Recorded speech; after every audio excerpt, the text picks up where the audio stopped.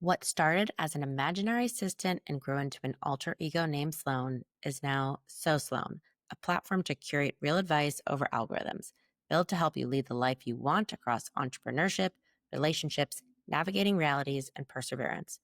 The right advice doesn't get you back on track, it leads you to the best path because everyone needs a friend who is just so Sloane.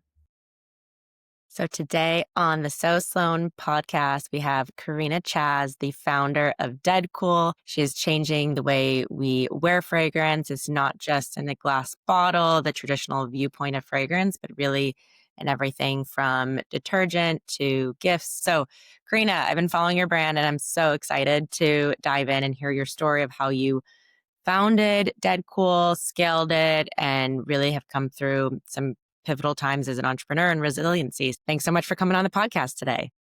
Of course. Thank you so much for having me. I'm excited to be here and chat the Dead Cool story. So we always like to go back to the beginning. How did you start Deadcool? Where did it begin? Did it begin when you were growing up a few years ago? Like, tell us your journey.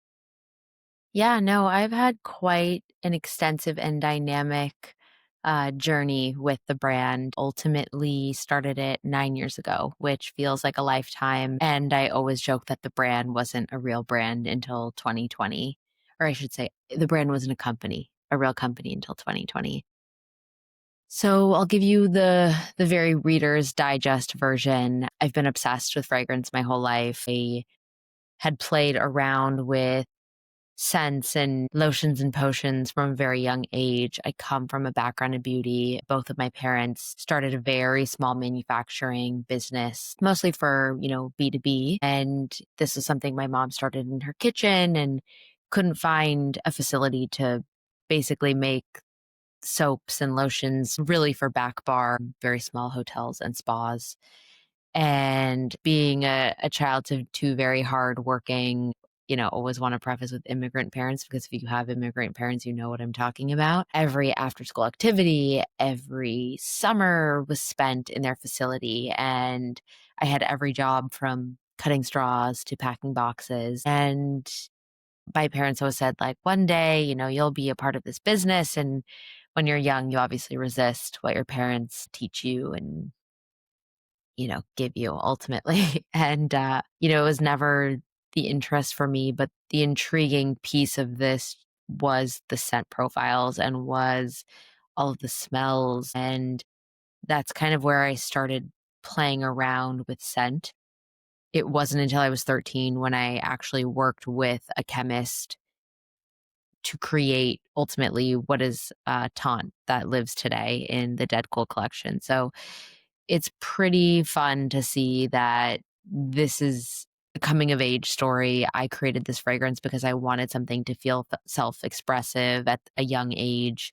My parents are hippies. There was no world where I was allowed to wear anything outside of natural and organic products, and there was no such thing. And for so long, fragrance had been rooted in luxury, and there was no world where a 13-year-old is buying, designer fragrance. So it was really up to me to create scents that were, for me and to share with my friends at the time. And I remember going off to college. I went out of state, and I remember thinking I'm taking steps backwards instead of forward. And I had this passion of creating ultimately what Deadcool is today, but not anticipating it be anything outside of a passion project. And I remember coming home after my first year of university, staying and transferring to a school locally, and all of my friends had been, away again for the 3 years. I had a lot of time on my hands, so I was focused on school, and in any spare time my focus was really building out this concept of what Deadcool could be, and the concept being, fine fragrance that was accessible, that was wearable, that was androgynous, that was clean. And again, there was really nothing on the shelves, and there's no world where I thought it would be at the scale that it is today. It started on Instagram very organically, very holistically. We gained some interest on Instagram with like my 200 followers, and these were all just people I knew. And mind you, this is 2016. Influencer wasn't a thing. like just for marketing is a complete different, yeah, conversation around what it is today. Nasty Gal reached out to me just very randomly, and at this point, there was no product, it was just a concept, and they had DM'd me and said, "We're really intrigued in exploring this. Would you be open to selling at wholesale, and we would retail it at our stores?" And this was in 2016 when Nasty Gal was everything and the mecca of all things cool. And I remember scrambling, not having, again, there's no inventory, there's no samples. I called a bottle manufacturer. I got 2 bottles for free. I found a screen printer. I paid $200 to get it screen printed. And what was screen printed was like my squiggles that I figured out somehow to put on a Photoshop file that then could send to the printer. I remember my mom drove me to downtown and I hand delivered it to the Nasty Gal office. I've said this a few times on a few podcasts, but this vivid memory of getting dropped off, getting in the elevator, and I remember pressing the penthouse button, but instead of a number or penthouse, it said Nasty Gal, and I just thought that was the coolest thing ever. So I dropped off the samples. I was so nervous. I just gave them to the reception and, emailed the lady and said, "They're dropped off. I hope you love them." A week later, the news broke that Nasty Gal had gone under and they were closing all their stores. And initially, obviously, very disappointed. That was the moment where I gained, and I joke that I had the opposite of imposter syndrome, where now I'm living with imposter syndrome because, the stakes are so much higher.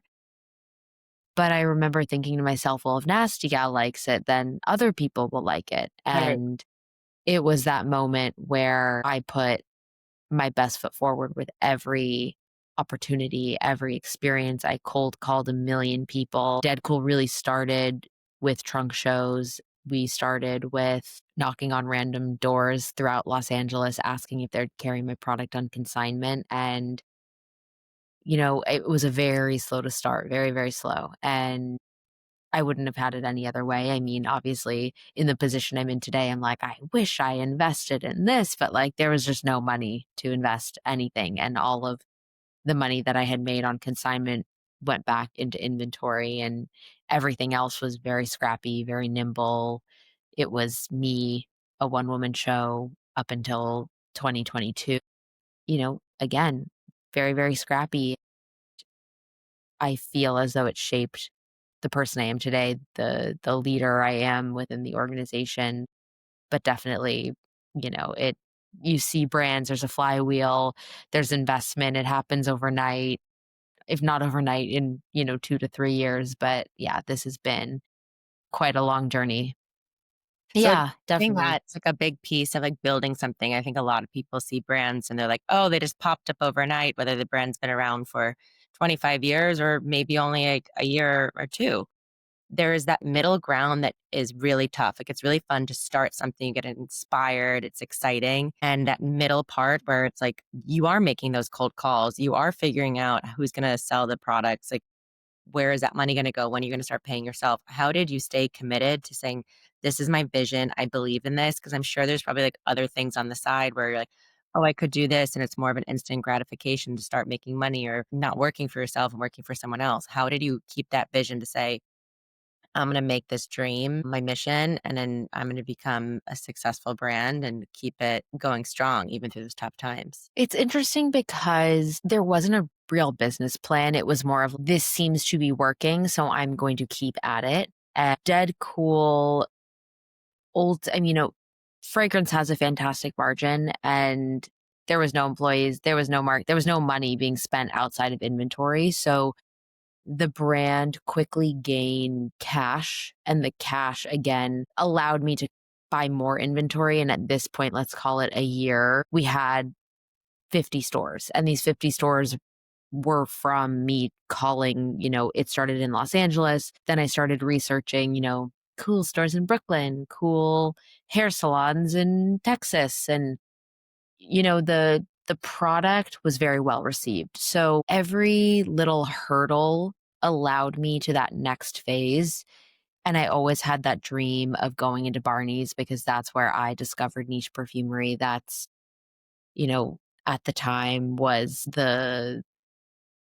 the place where, these fragrance brands were born. And, over in the very early years, and I give credit to myself because I don't know if I quite have this fire under me still, Mm. and the confidence where I'm like, Dead Cool is going to sit alongside all of these brands, and you know, we're going to make these boundaries turn and people's heads turn. And it got there. And again, I think it was just this persistence, this confidence, this piece of me where it wasn't so serious, but it Mm. was working.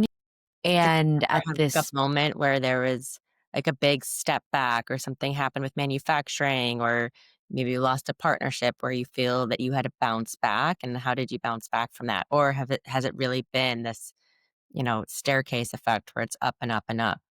It was a staircase effect, but, there's no world where there wasn't rejection, there wasn't, negativity, there wasn't, doubt, always doubt. But I just really believed in it. And, it was really one thing after the next. There wasn't anything outside of the burnout that was that was, diluting the experience. But there came a time, it was when was it? I would say, at this point, it was 2019. We ended up launching in Barney's, which is so funny because I called every single person I could find, tried everything, and usually these tactics had worked up until this point.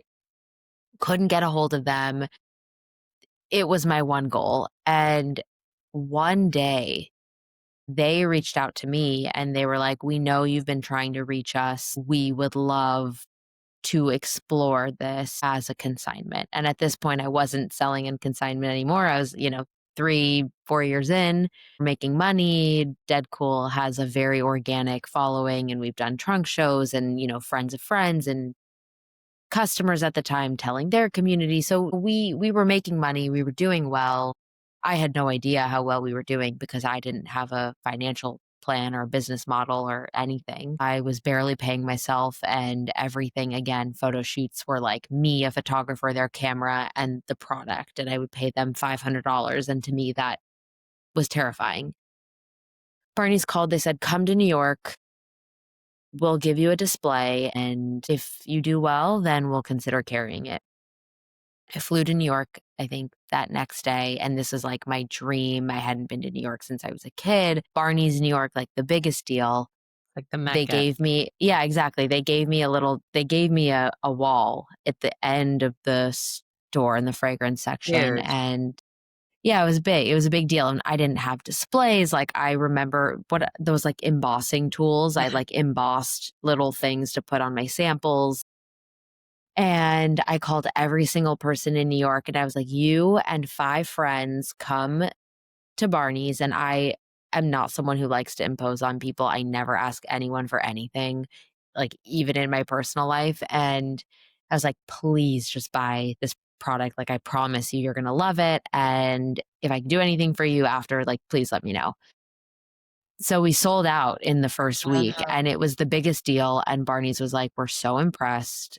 This has never happened before. We don't have any clean fragrance. We don't have any fragrance within this kind of, niche category, and nothing at this price point. And we're open to exploring it." So it was exactly a year before Barney's closed, and we were selling at all the Barney's. I was going to Boston. I was, LA, training the staff, going all over. And I was like, "This is my dream. This is my dream. I've That's it. made it." There was displays with like Byredo, Le Labo, Deadcool. I was Mm. like, "I don't know how I did this. Always, I yeah. figured it out." It took some time, but we got there. And there was word that Barney's was closing. And, I'm very, very thankful because I did get paid. And I know a lot of brands unfortunately didn't. And I'm very thankful because without getting paid, we're on net terms. Without getting paid, it could single-handedly, break a brand dead cool size. So at this Barney's close, the pandemic hit. This concept of laundry detergent launched on the day that the pandemic hit. It was March 15th, 2020. And I was so committed to this. I was like, laundry detergent's going to shape everything. And at this point, I've, had a few people in my Rolodex, beauty executives that I talked to and asked advice from. And I remember hearing, don't launch laundry detergent. That is not a good idea. People are not going to trust you to wash their clothes. And at this point, and it's funny because I feel like if someone told me that today, I'd be like, you're right. You know better. I But at don't the know. time, there's something in you saying no. Yeah, I was like, I mean, I'm think gonna about do the it. detergent aisle, like, it needs to be transformed. Like, even today, it's like you could walk through, whether it's a Vons to a Whole Foods, and you're like, it's still just the same brands, and most of them, like, you start itching, like, the minute you walk down Right. the aisles, and Exactly. lavender, that's not exactly lavender. Exactly. And the concept was really, again, dead cool. For so long, we could only make fragrance, but the concept and the vision for the brand was extending scent throughout your life. And for me, as a consumer, as someone who loved fragrance, as a self proclaimed innovator, it was laundry detergent for me. And it was the only thing I wanted to focus on. It's still one of my absolute favorite categories. I figured that there must be a merge within scent and a scented experience that lived within your, again, touch points throughout your life. It was March 15th, and we had an email at this point. We were really only doing email marketing, maybe dabbled a little bit into digital marketing. And it was the day the world shut down. I was so nervous. I wasn't sure if we were able to manufacture, if the 3PL team could fulfill orders. There was just so much unknown. And the first 2 days of the launch were very, very slow. And I think the moment people were settled, they started buying into the category and we They're, like, could at kind of home, and they're cleaning, people are exactly. probably being more obsessed with cleaning their clothes now than ever, because at that time, we really had no idea about anything. Exactly, and we could there were loopholes within the manufacturing space of household items, essential items, and ultimately we checked that box, and, that was 2020, and it was then when the brand really started taking off, and I remember thinking to myself, "We have product market fit. This is working. I'm working 24 hours a day. Like, there's no world where I'm not stressed. I don't, it's fine. I did not have a life. There was no world where I could do anything for myself outside of work. And again, I'm still very thankful to those moments. It shaped me, it shaped my experience. I'm in this position because of that journey, but it's not sustainable. And not only is it not sustainable, I don't have all the answers. This is something that I just dreamed up and figured my way into X, Y, and Z. So this is kind Obvious of the moment when you're like, "Okay, I have the vision, I'm the leader, but how do I start scaling my business?" That's exactly, tough. exactly. And I remember calling my CPA asking, how much money can I invest into marketing? How much money could I invest into, newness and launches and store displays? And he said, I don't have the answers, but I might know someone who does. And he connected me with my now CFO. And I remember getting the call, having this conversation. He's like, it sounds like you have a really interesting business. Let's see. And at this point, I'd been in conversation with Sephora. He was like, let's take a look under the hood. And we took a look under the hood. He gave me a proposal and said, I will build out your financial model. I will show you, what you need to do to invest and where you need to invest. He then comes back and is like, my proposal is $7,000. And I said, absolutely not. I have never spent Yeah, you're like, "This." anything like that in my life. And I refuse to spend it on you. I don't even know you. And I was so offended. And it's so funny because things started picking up and continuously growing and it was really exciting. But there was just no world where I'm a human at this point and I don't know where to go. I didn't save his number because I was so offended by the proposal. And he called me back 6 months later and I was like, thank God, because I don't have your number and I absolutely need to hire you yesterday. And he's like, okay, great. Does the analysis. I'm still like biting my nails, never spend anything over $500 on anything outside of inventory.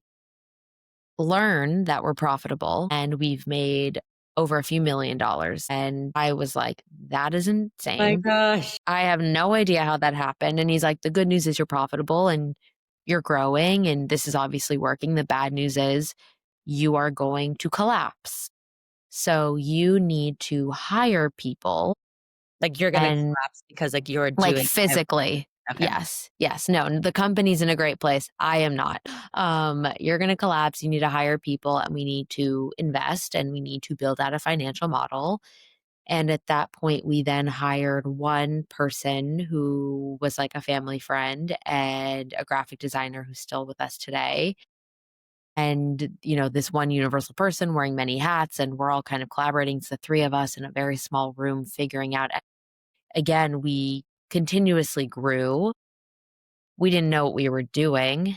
I didn't know how to lead a team. I just only knew up to what I had been doing at this point. And again, the business was growing. Sephora is interested. When you launch Sephora, you need a full team and you need the infrastructure to support it. It's a huge deal. Yeah. Well, we ultimately launched in Sephora prior to raising capital, which I wouldn't recommend.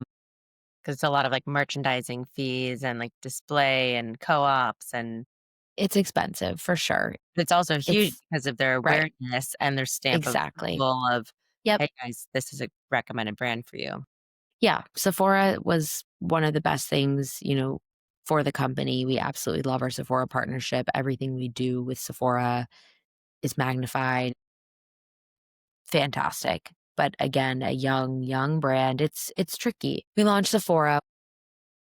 My dream was to raise capital because at this point, we're in 2022, brands are moving fast. You see, the very like flashy, exciting things that these brands are doing. We didn't have the money to do these things. And ultimately, to grow, you need to build awareness. And to build awareness, you need to invest a lot in marketing. And I was so eager to raise money. We waited a little bit to get the business to a really, really good place. And we then had the opportunity to work with really great private equity groups or VCs. And, we got a lot of yeses. Fundraising is definitely not for the weak. It was, again, like for so long, it had been my thing that I created that then worked, but to a certain point, it wasn't going to work anymore. And showing that off to money moguls, investors, people who've done it before, like, what are you even doing? This is not a real business. But some people ultimately did see the opportunity and the potential, and some people didn't. Was it hard just delegating? Like, if you're delegating digital marketing or someone's taking over content or maybe someone's even doing the operations, how did you trust the people? I know you said you had the family friend, the graphic designer, and then the CPA referred the CFO, but how did you trust people? And, like, were there times where you just it's like hire and fire and it's, kind of testing out who's best for your team, like, versus, like, a fit as well as their skill set? So, well, prior to the fundraise, we only hired 2 people because that's what we could afford. When we fundraised, we had a very small round with a very notable private equity group that again gave us a little more of this presence and stamp. And we then hired more people. But to your question, how do I delegate and how do I let go? I still have a hard time doing it. And we have a team of nearly 30 people.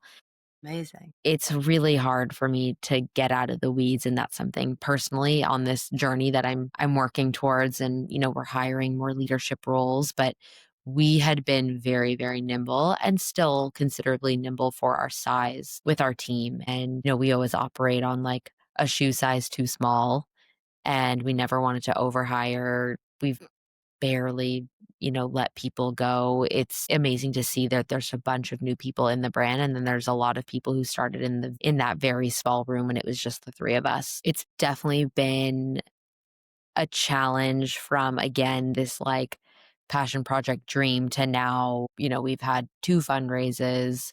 We are a global brand. We had an Erewhon smoothie. Like, these are things that I never, ever in my wildest dreams thought could be a reality. And the beauty is, I still pinch myself every day. Anytime I fly to New York, I look back and I'm like, when I was going to Barney's and selling, my product and hoping that it would work. And there's a lot of gratitude that I have, and the journey has definitely shaped that. But there's a lot of days where I get lost in the sauce and, I'm frustrated.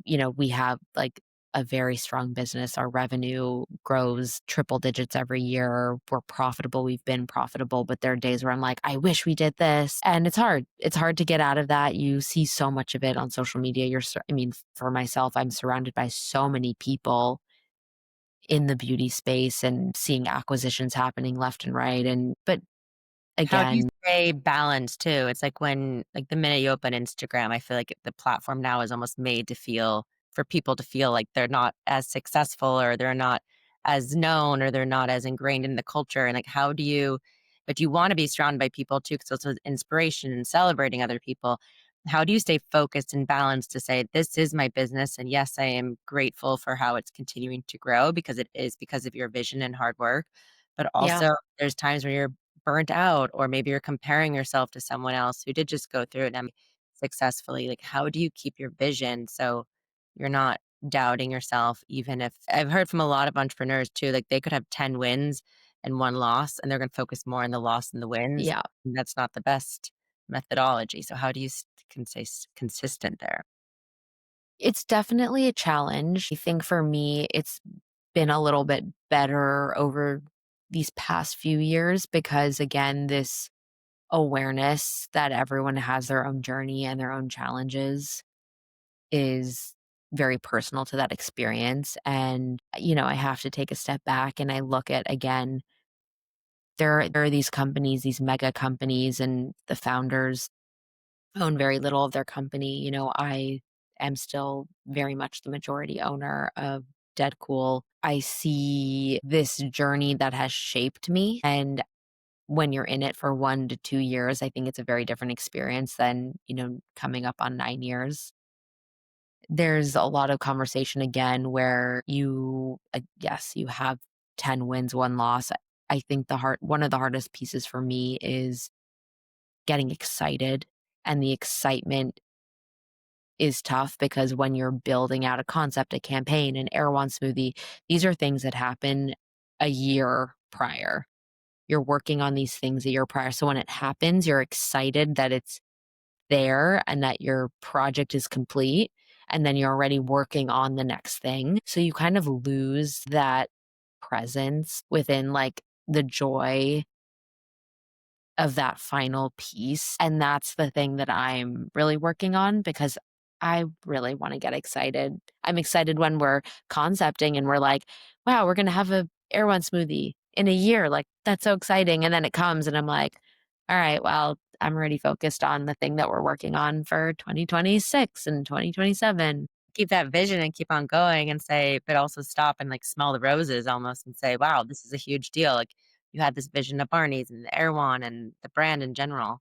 Like, are there words that you live by or advice that someone has gifted to you or that advice that you share with other entrepreneurs or something, like, in the back of your mind, like, whenever there is even if it's a moment of, like, I have all this success coming in, but you are exhausted or burnt out or maybe there's something else that you want to build off of, but it's like there's new struggles every day running a business, right?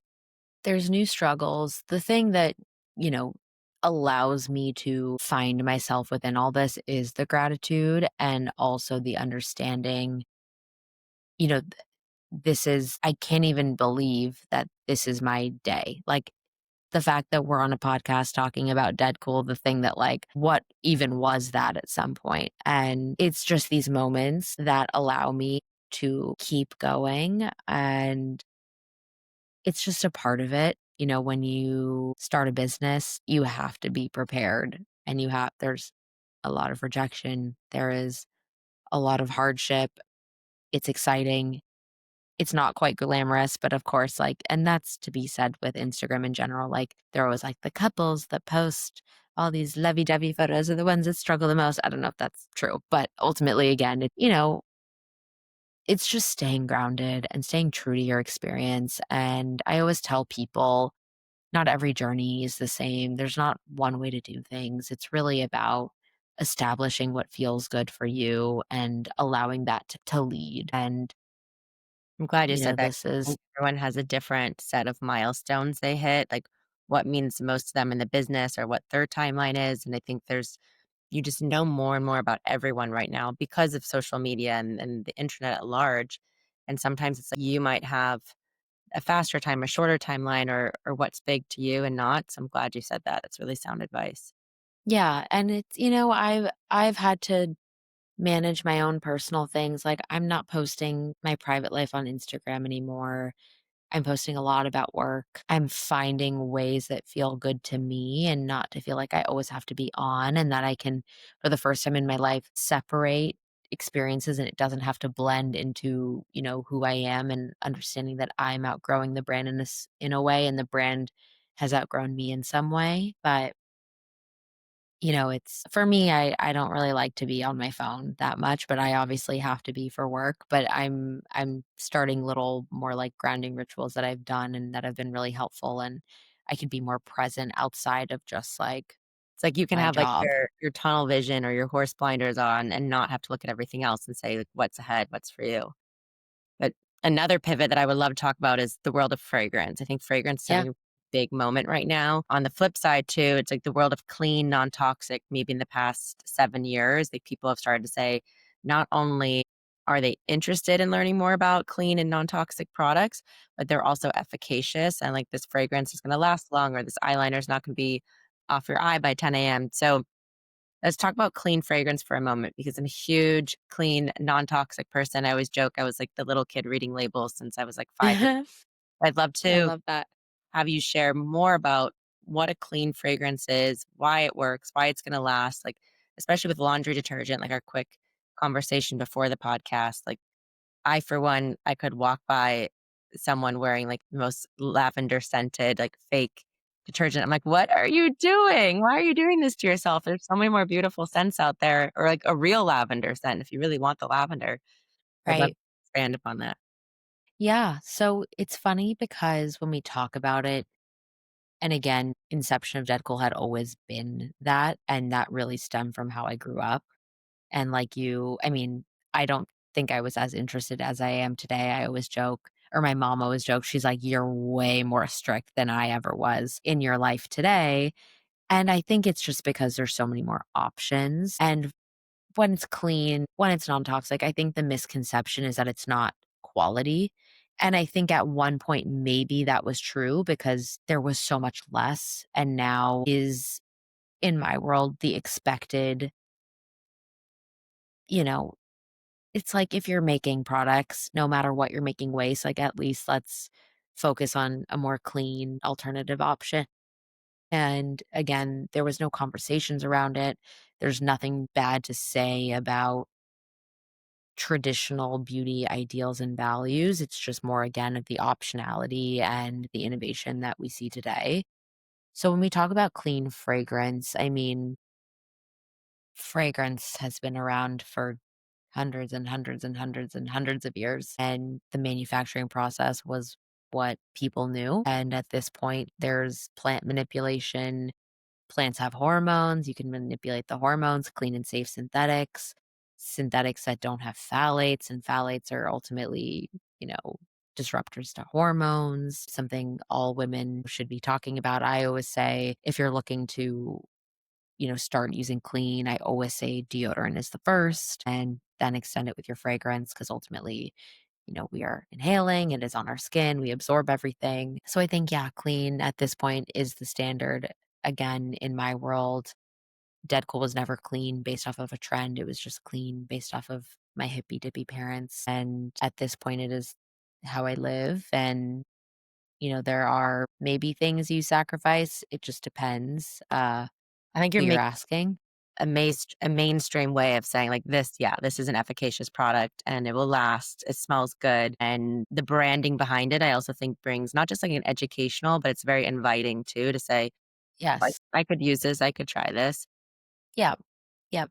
Yeah, and we wanna be as transparent with education and, how I mean, Deadcool specifically, we use primarily glass bottles. We avoid plastic at all costs. If it is plastic, it's post-recycled, and we're very open, and we are doing some restaging on some of our products, and it's actually amazing to see the strides we've made in sustainability, and we will be highlighting that on the packaging, and it just allows us to connect with our consumer in a greater capacity. So when you're taking a look back, I have like three more questions. When you're taking a look back at your journey in building Dead Cool, if someone came up to you today and said, Karina, I'm going to start a brand, or I'm going to start a business, what would you say to them, whether it's a B2B business, a B2C business? Like, what is one thing you think every entrepreneur should take into consideration in that beginning stage before they even begin to scale? Well, I joke because when people do ask me, I always say don't, but Yeah. I'm always kidding because it's, the best to create something that ultimately touches people. And, I always say, like, have a clear vision of what it is. For me, I'm a very, like, I need to write everything down. I'm visual. I have little notebooks throughout me all day, every day. My notes on my phone is like 5,000 notes, and it's about being really clear with your intention and figuring out whatever it is to make it happen. Again, some people have a different approach. I had a very scrappy approach. It was the thing that felt natural to me. So that's always my biggest word of advice is to have a clear intention, a clear vision, and be really thoughtful and figure out you have to work backwards. What is the thing that's going to allow me to get to X, Y, and Z?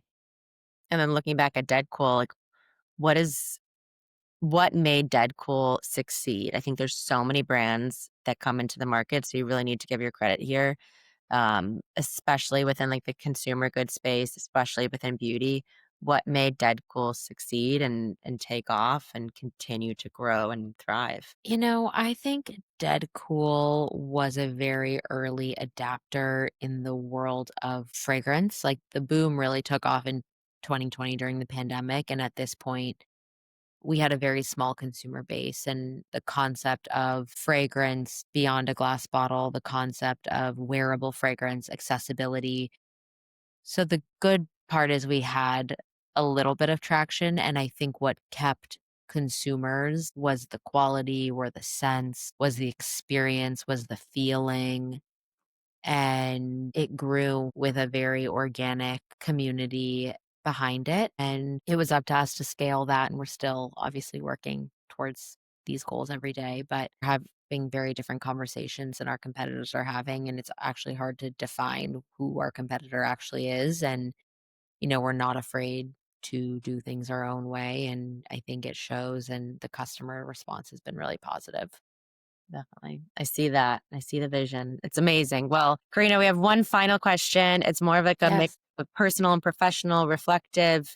No one has ever answered it in the same way, but it comes from a Yeah. Mel Robbins podcast. And she says, where do you sit in the stands in your life? And so whether you're into sports or into the theater or into neither, I think a lot of people can relate to this. So if you're, let's say you're sitting at a sports arena and you're like screaming at the football player, the basketball player, the soccer player, and you're saying, why are you throwing the ball? Or why are you running down the sideline that way? Or like maybe you're in the theater or like at a movie and you're saying, like, like, don't go into the room. Like the ghost is going to pop out, right?